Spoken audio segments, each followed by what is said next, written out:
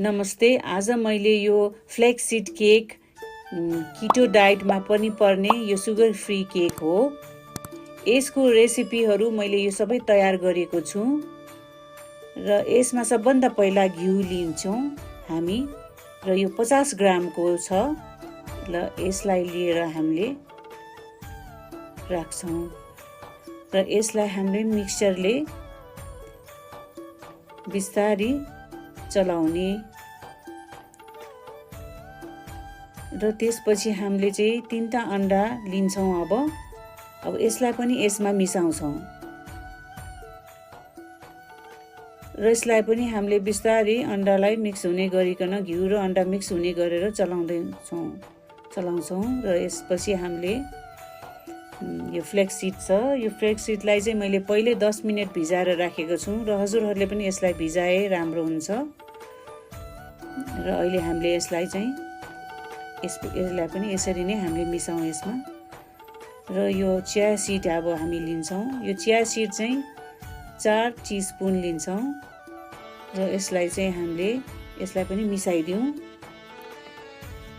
त्यसपछि हामीले चाहिँ यो सल्ट र ब्ल्याक पेपर राखेको छु, त्यो चाहिँ अलिअलि गरेर सानो स्पुनले चाहिँ हामीले नुन र ब्ल्याक पेपर यसलाई पनि मिसाइदिउँ।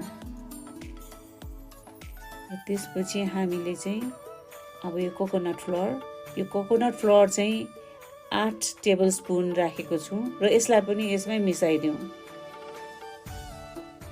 त्यसपछि हामीले चाहिँ यो आलमन्ड फ्लोर छ, यो पनि 40 ग्रामको छ र यसलाई पनि यसमा मिसाइदिउँ। यो सबै मिक्स गरिदिने यसमा। अब त्यसपछि हामीले चाहिँ यो अब स्टेभिया, यो सुगर फ्री हो, यो स्वादको लागि पनि मिठो हुने भएकोले हामीले यसमा मिक्स गरेर हामीले राख्न लागेको छौँ र यो डायबिटिज रोगको लागि पनि साह्रै राम्रो हुने हो। अब डायबिटिज हुनलाई त अति नै राम्रो, तर नभए पनि हामीले यो स्टेभिया हामीले मिसाउँदाखेरि राम्रो हुन्छ। हामीले चाहिँ यस्तोमा चाहिँ अब यसपछि चाहिँ हामीले यो बेकिङ पाउडर लिन्छौँ र यसलाई चाहिँ हामीले 2 स्पुन बेकिङ पाउडर राख्छौँ टीस्पुनले र यसलाई चाहिँ हामीले बिस्तारै अब हामीले मिक्सरले चाहिँ मिक्स गर्छौँ। यो सबै ठाउँमा चाहिँ भिज्ने गरिकन हामीले मिक्सरले मिक्स गर्ने। र यदि हाम्रो घरमा मिक्सर छैन भने तपाईहरू नआत्तिनुहोस्, तपाईहरूको घरमा चम्चा काँडा जुनैसुकै किसिमको काँटा भए पनि चम्चा भए पनि तपाईहरूले बिस्तारै यसलाई चलाइदिनुहोस् नआत्तिकन। बरु टाइम लगाएर भए पनि सबैतिर भिजोस्, राम्रो होस्, किनकि यसलाई चाहिँ हामीले पछि ओभनमा राख्दा यसको बेक होस्, अलि फुल होस् भन्नको लागि हामीले चाहिँ यसलाई मजाले भिजाउनु पर्छ र यसलाई हामीले चाहिँ हाम्रो यो मिक्सरले चाहिँ हामीले मिक्स गर्छौँ, चम्चाले हामीले चलाउने काम गर्छौँ, नआत्तिकन गर्नुहोस्। र मैले पनि अहिले यही मिक्सरले मैले गरिरहेको छु हैन। पहिला त मलाई पनि आउँदैन थियो, चम्चाले नै गर्थेँ। पछि युज टु हुँदै मैले पनि जानेर नै मैले यसरी मिक्सरले गर्न थालेको हो हैन। अब यो सबै तरिका मैले तपाईलाई बोलाएँ। अब यो जुन हाम्रो हार्ट शेपको राउन्ड शेपको भाँडाहरूमा राख्न तयारी गर्दैछु।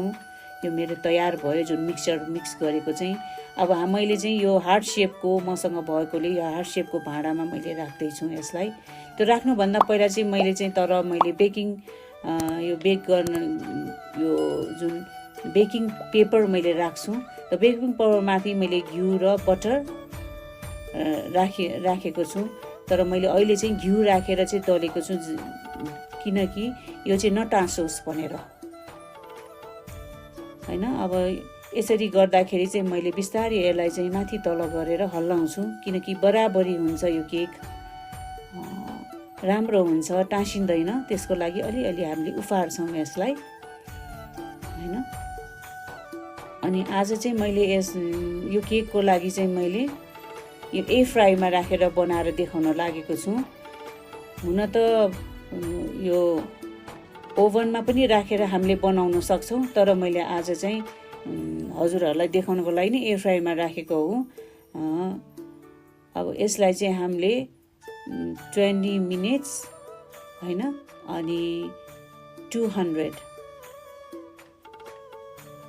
डिग्रीमा 20 मिनट्स राखेर चाहिँ अब मैले केकको लागि चाहिँ राखिदिएको छु मैले एयर फ्राईमा। अब एकछिन पछि चाहिँ हामीले चाहिँ यसलाई निकाल्न तयारी गर्दैछौँ। अब यो निकाले मैले, हेर्नुस् यो तयारी भयो केक। अब यसलाई हामीले चाहिँ निकालेर एकछिन चिसो गर्नुपर्छ। अब मैले अब यसलाई चाहिँ अब यो भाँडाबाट निकाल्दिम, यो सेपको भाँडा पनि हामीले निकाल्यौँ। अब यसलाई चाहिँ मैले चाहिँ अब यो बेकिङ पेपर निकाल्छु र बाफ पनि आइरहेछ, हेर्नुस् त्यहाँबाट है। अब यो तयार भयो, निकै सजिलो किसिमको हो, नातिकन बनाउनुस् हैन। र अब यसलाई हामीले फ्रिजमा राख्छौँ 10 मिनट्स जति। हामीले अब चाहिँ यो तयार भइसकेपछि अब चाहिँ हामीले भित्र फ्रिजमा राख्छौँ। अब यसको यो बनाउने सामग्रीको र न्युट्रिसनको बारेमा मैले तल डिस्क्रिप्सनमा मैले सबै लेखिदिएको छु हैन। अब त्यसको लागि चाहिँ हामीले यो फ्लेक्स सीड केक यसलाई फ्लेक्स सीड केक भनिन्छ हैन। यो सबै मिक्स गरेर बनाएको, यो स्वास्थ्यको लागि साह्रै नै हेल्दी र राम्रो रेसिपी हो। निकै सजिलो तरिकाले तपाईहरुलाई मैले बताइदिएको छु हैन। अब तपाईहरु सबैलाई मनपर्छ भने यसलाई चाहिँ मेरो यो च्यानलको सब्स्क्राइब गरिदिनु होला, यसलाई लाइक गरिदिनु होला